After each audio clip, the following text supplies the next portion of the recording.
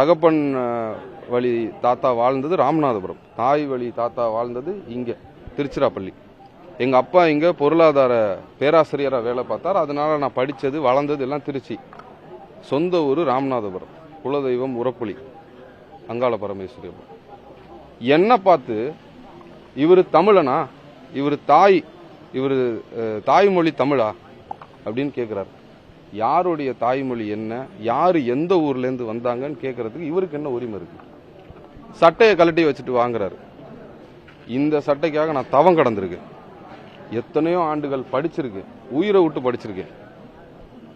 36 மணி நேரம் கூட படிக்கிற சூழ்நிலையெல்லாம் இருந்திருக்கு. குரூப்பாக உட்காந்து படிப்போம். யூபிஎஸ்சி பல அதிகாரிகள் இருக்காங்க, செயினா படிப்போம். ஒரு ரூம்ல உட்காந்து தொடர்ச்சியா படிச்சுக்கிட்டே இருப்போம், லைட் எரிஞ்சுக்கிட்டே இருக்கும். அவ்வளோ கஷ்டப்பட்டு தவம் கடந்து வாங்கின பதவி. சாதாரணமாக சட்டையை கழட்டி வச்சுட்டு வாங்க அப்படிங்கிறார். இல்லை, இந்த சட்டையை போட்டுக்கிட்டு நீதிமன்றத்தை நாடி கண்டிப்பாக அவர் பேசின பேச்சுக்கு தண்டனை வாங்கி கொடுக்கணுன்றதுல உறுதியாக இருக்கேன்.